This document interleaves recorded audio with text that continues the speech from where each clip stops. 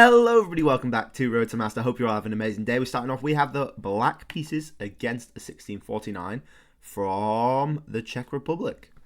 What have we got in store for us today? I have just woken up and I'm about to head off to a game. So, knight f3 is an interesting one. Yeah, it's something a lot of the top level players play. It's solid and it's not committing to any pawn moves, so you want to see what black's doing first, basically. So we're just going to go ahead and copy, and we can go into a few things here. We can go into a a King's Indian. They could go into a London.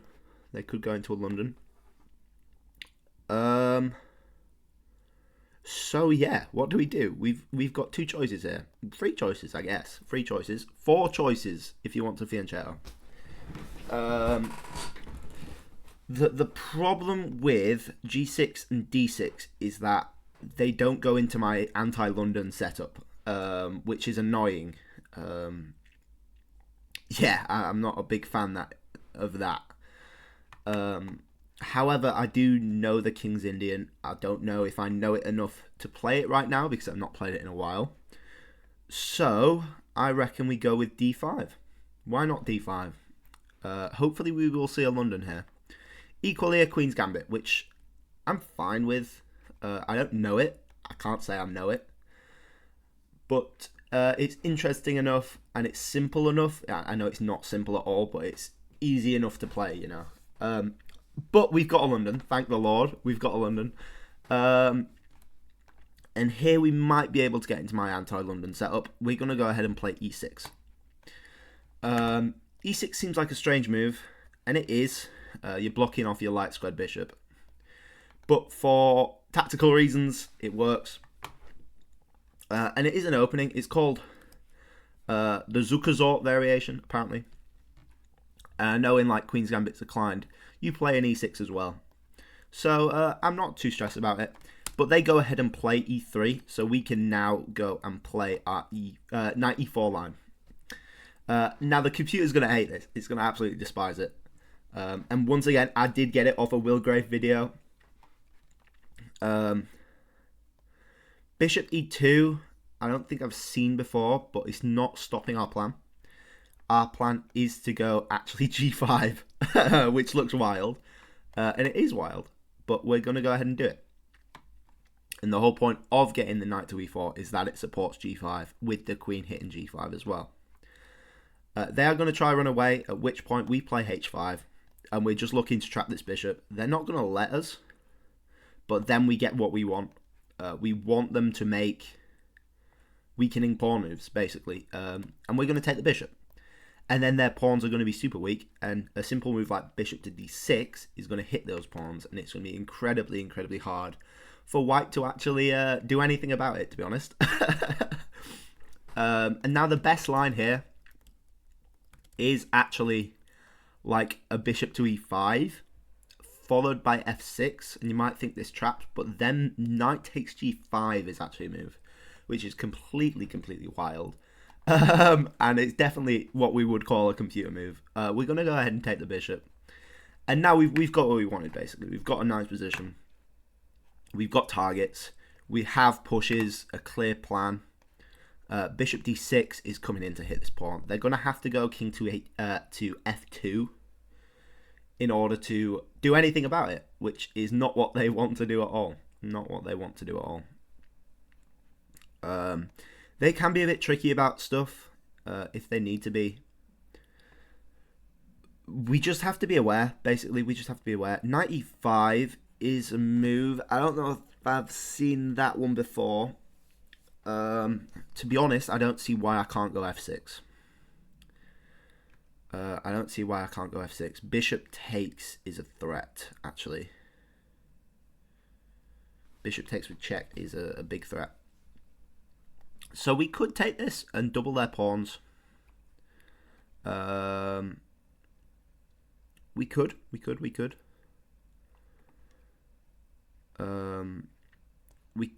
go G4 and get the queen onto G5. I'm not a fan. Maybe we just take this, play a C5, and then do a usual sort of setup, and we just take these weak pawns and these weak pawns as well. Those are our options. What we do with those options, I'm not quite sure yet. We could go queen f6 immediately, instantly threatening bishop takes knight. Then with some bishop, queen b2 stuff, queen g3 stuff. It's interesting. Yeah, no, that works. Knight takes. Yeah, there's no knight takes f7. Rook f1 is something they can do though. That is something they can do. We want a queenside castle. I think we can just go ahead and take this knight. I don't see anything wrong with it immediately. Is the f7 pawn too weak though? We already have a weak h5 pawn. We already have a weak h5.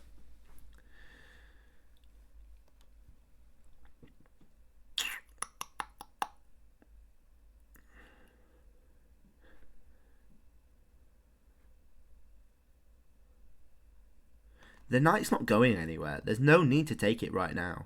I think a h4 could work.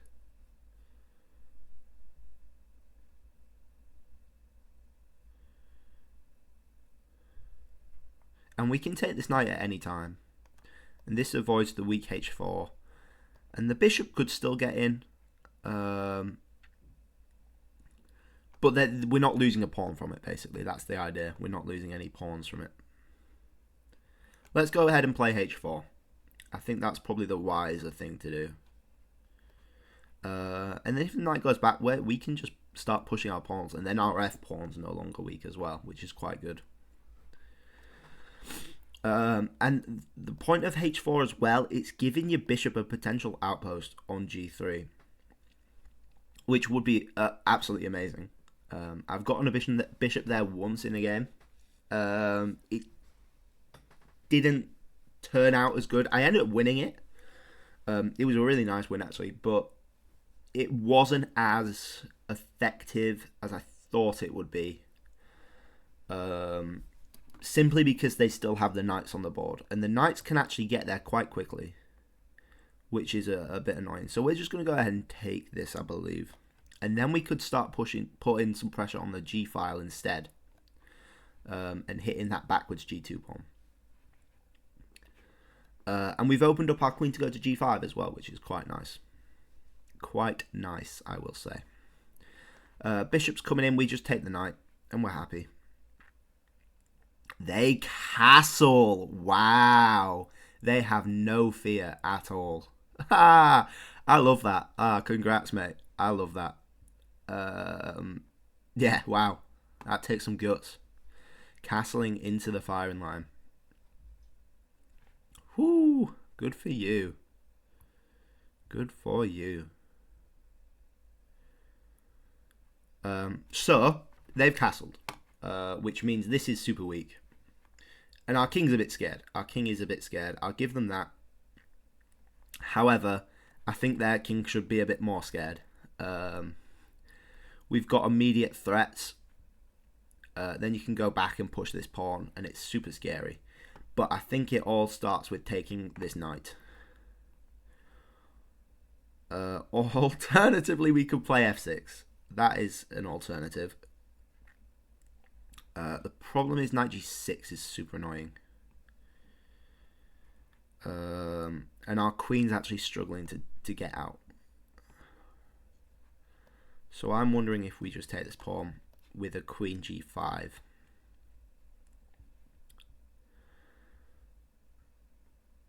And that stops the bishop coming in and pinning the pawn to the king as well. I think we go with that. I think that's the game plan. Yeah, queen to g5, and we're hitting literally everything as well. That's devastating. I think that's devastating. Rook g8's coming. Say if they try to hold on to their pawns, rook g8. I think bishop f3 holds, but then you're giving up your pressure on my f2 pawn. So maybe like a rook f2 is better. They go there. That can't be right. I mean, I've got immediate pressure on g8 if I want it. Alternatively, I could develop and just get another piece into the action. And the knight on there is going to cover the f7 pawn as well. I kind of like that. And it's going to hit this knight on f3, which has very few safe squares. And then we can start pushing this pawn because there's going to be no en passant, which is going to be nice. It's going to be nice. And I think we've got a good position. I know I say that every game. And I believe it when I say it, to be honest. I believe it when I say it. But it's harder sometimes to make things work. I think if we can just get long castled here, we should be fine. Especially if we get another rook into the game. Whew, you know, the possibilities are endless. There's nothing wrong with just taking this pawn. Nothing wrong with just taking the pawn. And I would be super scared here as white. I would be terrified. You might be able to hold it. You're only down a pawn. But there's so much more than that. I think takes isn't even check anymore. Do I even want it? Do I want a bishop in, covering the knight coming in here, and then just get long castled and take my time with it? I think is an option. Remember what happened yesterday? We rushed the attack a bit, and it didn't turn out that good. Is e4 a threat? Potentially. Is e4 a threat? It actually is a threat. It's not a huge threat, but it's enough to make me want to take the pawn. It's enough to make me want to take the pawn. And what are they actually going to do? Like, knight coming in, sure.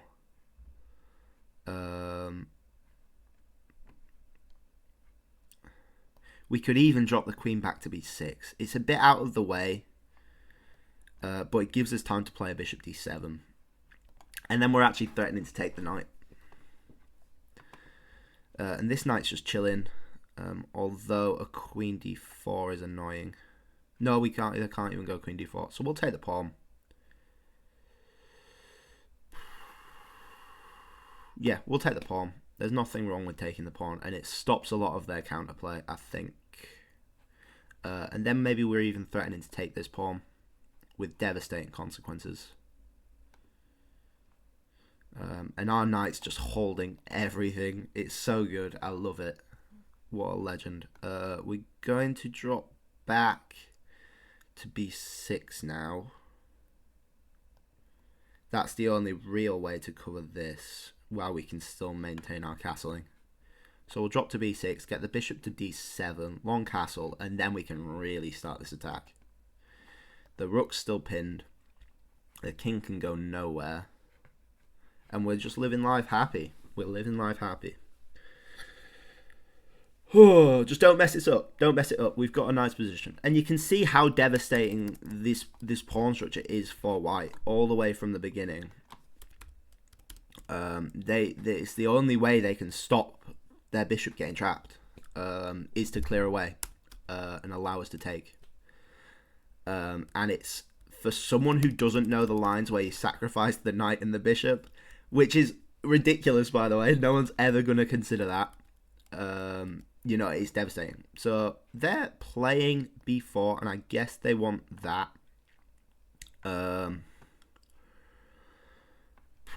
We'll play bishop d7. Why not?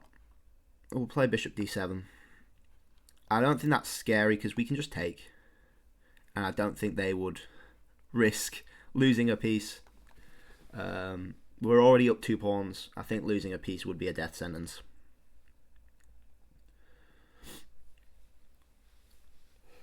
And yeah, we're still happy. I'm not scared of that. I think long castles here is just fine. We're gonna have to work a bit to get our queen back in the game, but with the 2 rooks, we should be good. We could even play a c5 if we really, really wanted to. Although it's not ideal. It's not particularly ideal.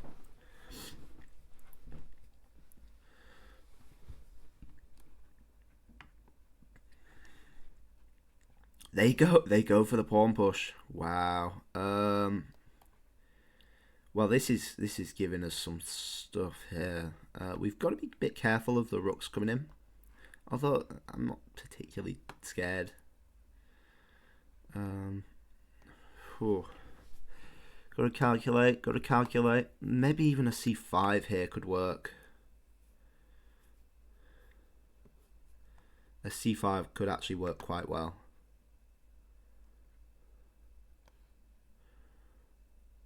Yeah. And then maybe even an e5 to get our queen back in the game. I quite like. And it's danger levels, you know. You hit a pawn, we hit your piece. You got to do something about it, or you're going to lose. There you go. And I think... are we happy to trade off the knight? We could trade off the knight and just go d4 and win that way.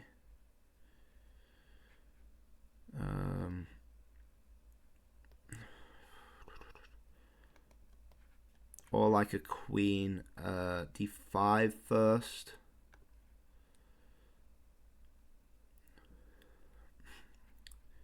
Sorry, c7. I'm not sure why. Oh no, d6 could work.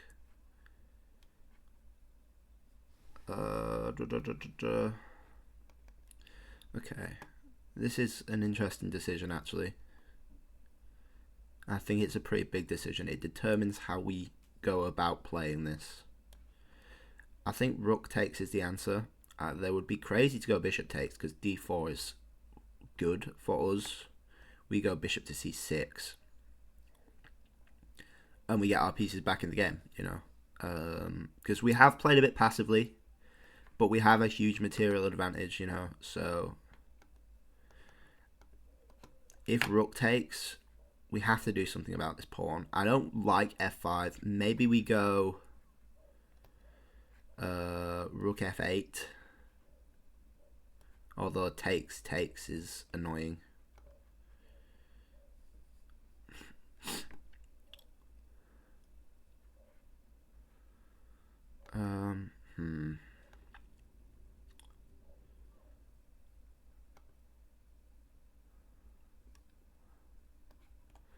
Rook takes.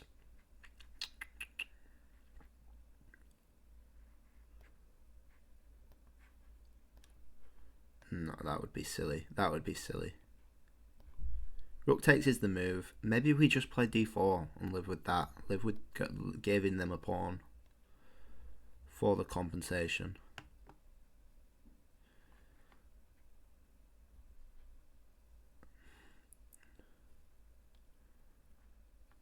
And then we still have the attack. I think we've got to take the knight. I think we have to take the knight. What about f6? Is an interesting choice.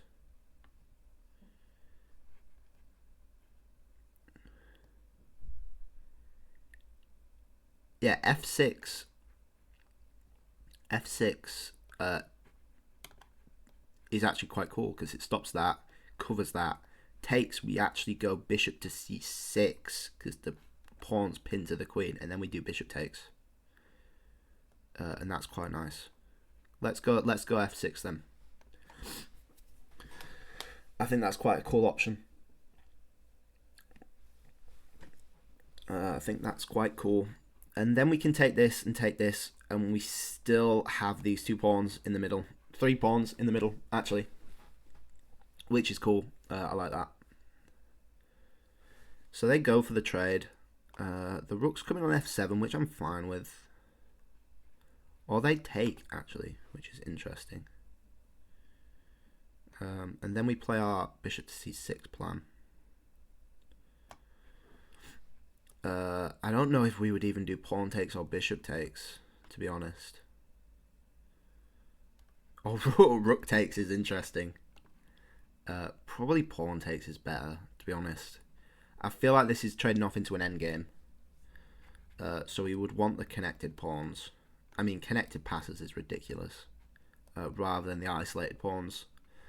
But then we're sacrificing our activity, aren't we? We're blocking our bishop right behind a wall of pawns. And our queen's right behind our bishop, so it's not much use. It's important to note that if the rook moves, we have a check. I don't know if we would even want the check, to be honest. It seems... okay, that's an interesting one. Huh.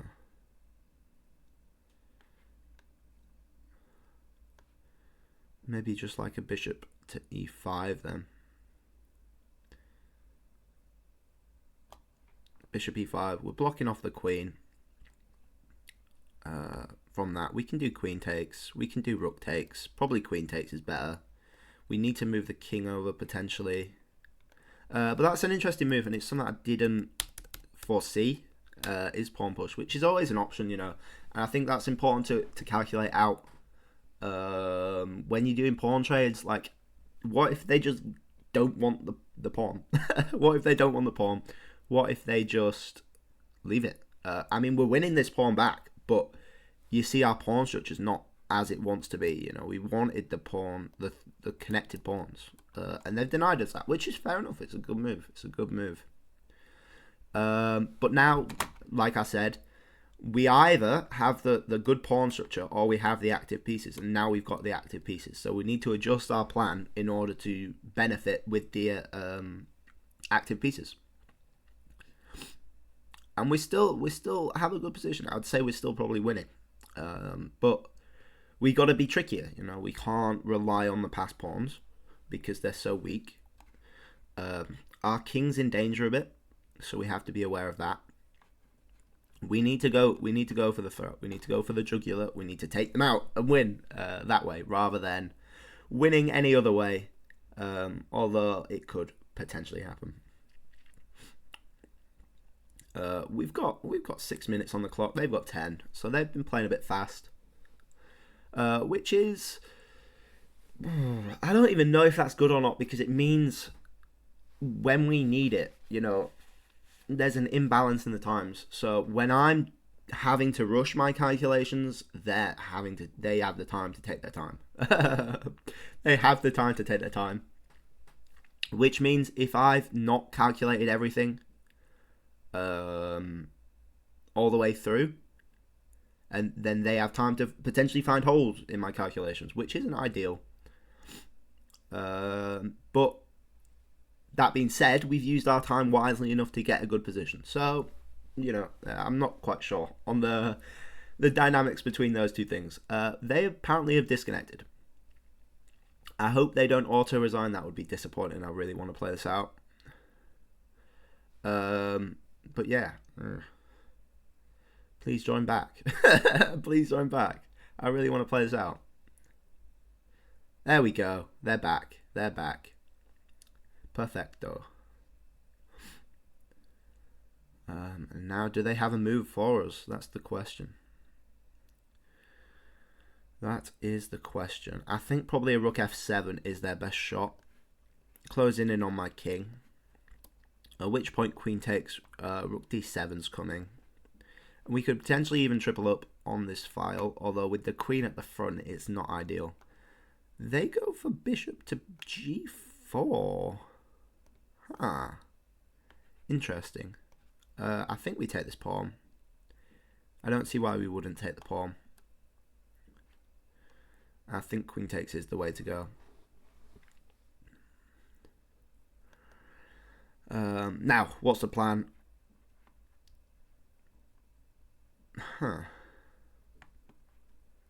They go for that.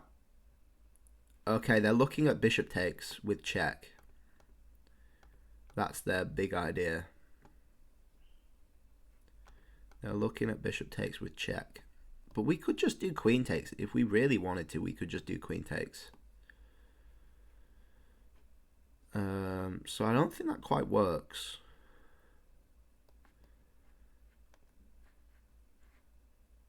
Rook d7 and triple up. Okay, that's interesting. I wasn't expecting that. I was not expecting. We have to calculate this out a bit. I think we're all good. I think it's a fake threat, really.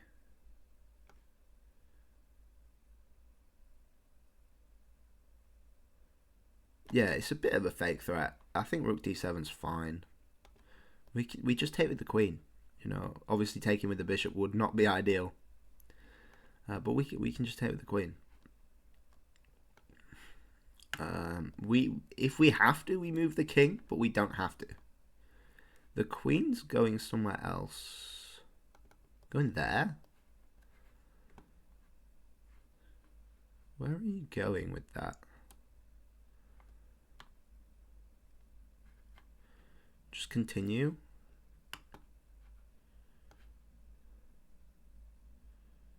Just continue, and then queen b6 if we have to.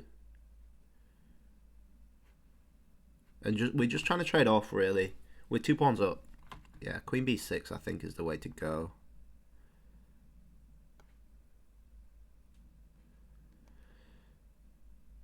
Ugh.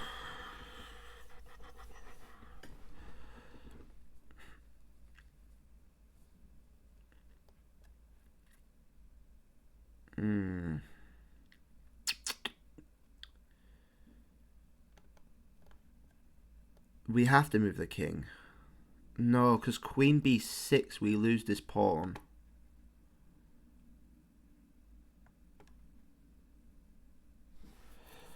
Gosh. This is actually a bit more complicated than I thought it would be. Maybe like an e4 could work. That would be weird. That would be weird. Queen e5.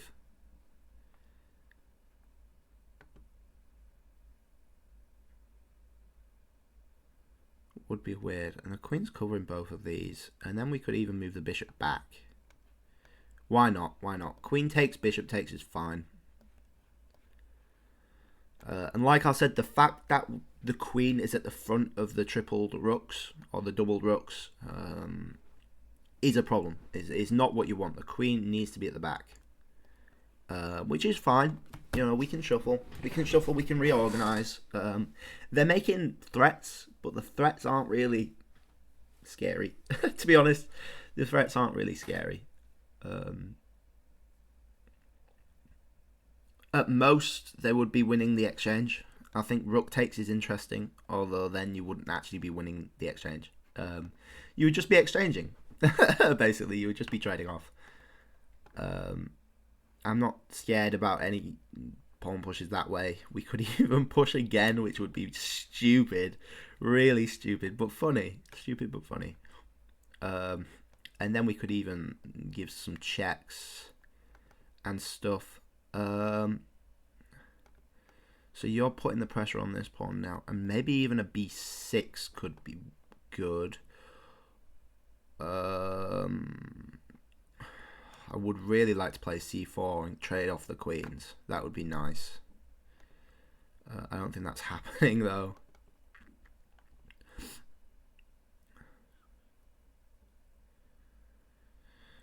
Oh, b6, queen comes to f6 is super annoying, actually. Because you're hitting that. That's the problem. And these pawns are runaway pawns. They're runaway pawns, and I don't like that.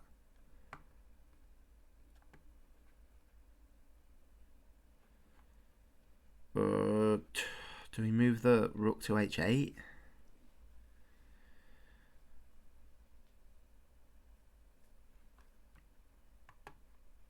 Oh, gosh. That's a bit annoying. We put ourselves in a bit of a pickle here. e3 is interesting, actually. Looking to trade off the queen. Although the same pawn hangs.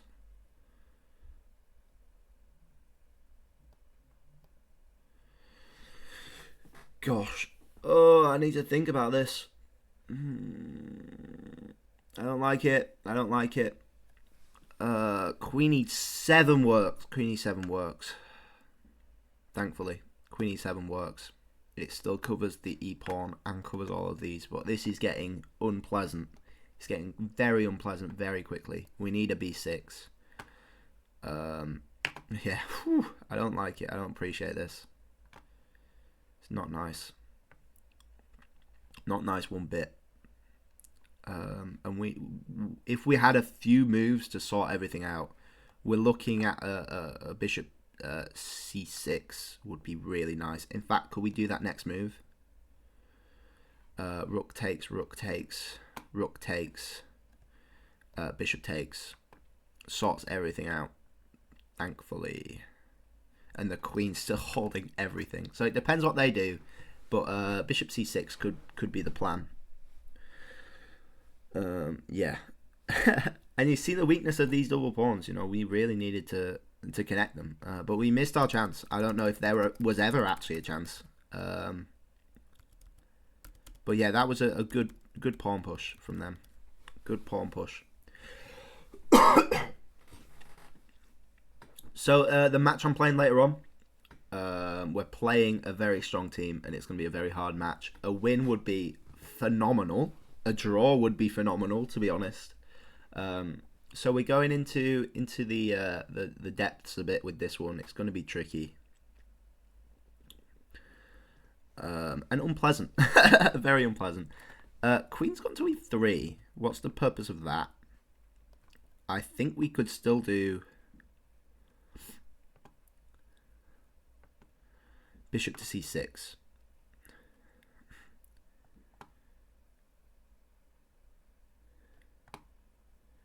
Bishop to c6. Rook takes, rook takes, rook takes.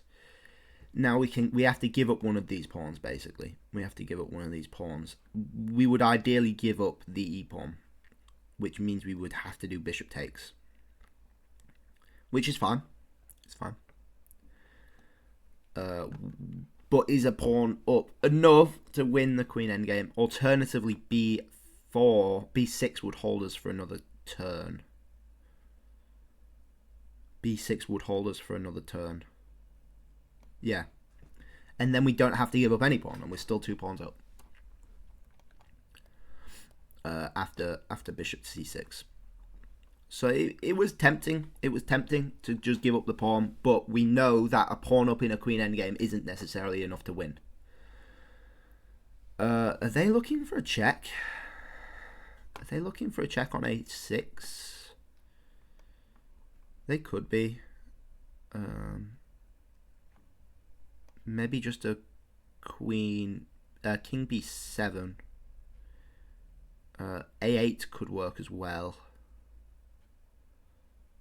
No, but then you've got checks on that diagonal. Yeah, king b7. There's no checks that way. And we've actually fixed this a bit as well. So we could potentially even keep everything on the board and just start pushing. Which is sketchy. It's sketchy. You know, the more stuff there is on the board. And this is just super nice for us. Super nice. I mean, that's just winning. That's a bit of a mistake. I don't know what they were thinking there. I don't see why that's a viable move at all.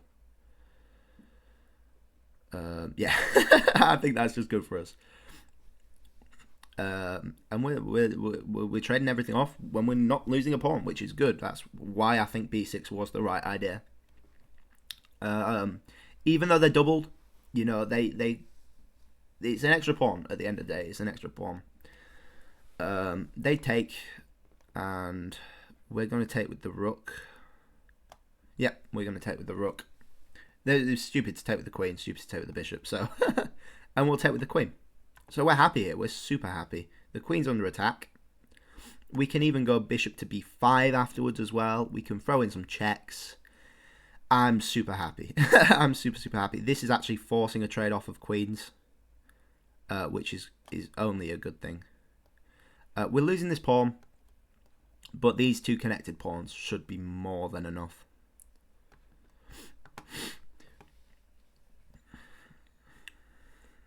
Okay, we got to plan this out a bit. We got to plan this out.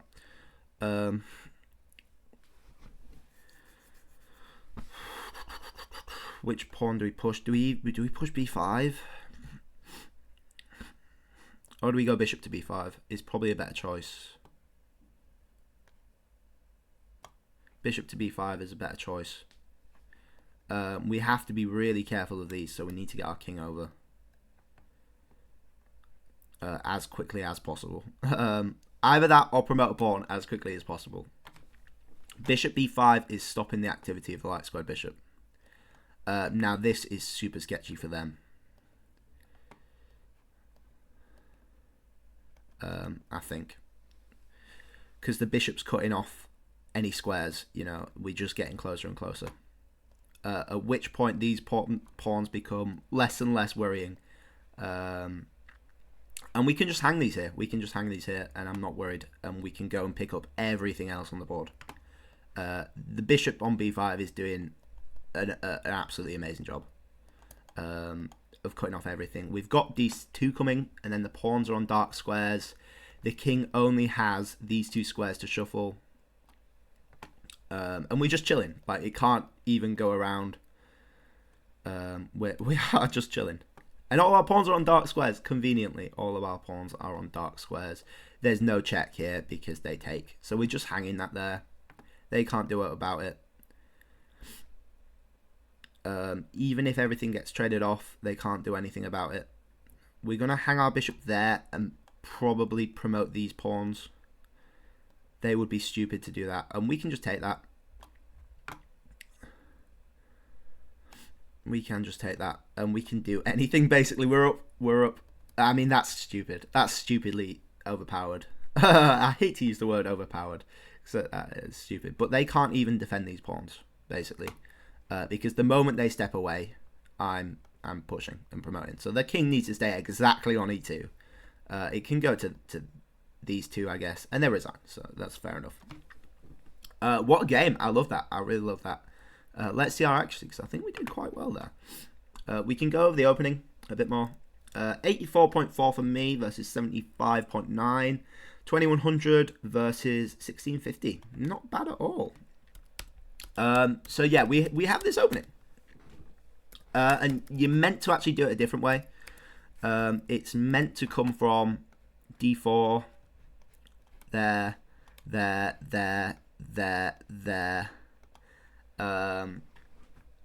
This is where it comes from. And if they go there, then you play b5, and any other move, then you play d5. But you can see how it transposes into the other lines. The only thing we didn't know was bishop to e2, which made things interesting. Made things very interesting. And you see, the whole point is just to take and completely weaken black's everything, kingside, and all that. Okay, so we made a bit of a boo-boo there. Pushing the wrong pawn, apparently. I don't see why pushing the g-pawn would ever work. But we will have a gander. H takes. And apparently you just let it. You just let them do what they want. Because you're freeing up your dark squared bishop. That is why. With threats on the rook. With threats on the pawn. I completely understand. They have to do something. You get your light squared bishop out, I'm guessing, just to long castle. You undermine their pawns. Get your queen out. That makes a bit more sense. I would never do that in a million years, though. That's sketchy. That's so sketchy. But yeah, apparently it's the difference between 1.2 and for black and 0.4 for white. So, wow. Wow, indeed. They take. And here we were meant to go knight d7. Again, beyond my reasoning. Just for the dark squared bishop activity. I think that's all it wants. Just for the dark squared bishop activity. We take the knight. We go queen g5. That's scary. We do the okay thing of developing your pieces. We grab a few pawns. Apparently king d8 is the way to go rather than queen b6, which we knew was a bit passive, but it covers everything nice, and we can still long castle. Let's have a look at king d8. King d8. It's not showing us moves. I'm guessing it's a one move defense then. Bishop d7. It wants a6 instead, which I considered, but I think it's fine. Long castles. And then c5 is a miss, apparently. It's still good. but it's 4.3 versus 2.4, so takes is better. Takes looked scary. I know looks scary isn't a good enough excuse to be doing stuff. But I guess it's all down to the pin on the queen. Knight there, and then we just take the knight apparently. Is fine. I wondered what we did about the f pawn. It probably just wants us to give it up, yeah, and play d4 like we suggested. Apparently takes with bishop is the best move, not takes with rook, which is crazy to me. F5, and you live with this backwards pawn. I guess it's not even backwards because you can play e3 very shortly, and if the rook comes in, then you go d4, which makes sense, and then you've got all sorts of nasty stuff. That makes a lot more sense. Yeah, I like that. Go back to game review. Yeah, and then this bishop move, and they did exactly the right thing. I was super, like, I want to say proud of them for seeing this, because that's such a good move, you know. And then we had this bit of a pickle. It wants us to move our king. We kept insisting the rooks get doubled up. Queen e7 is the best move, which I thought. B6 is okay. It wants us to play e5 for some reason. Is it scared of some pawn pushes? I'm not exactly sure. It wanted queen h6. I'm guessing just to hit this pawn again.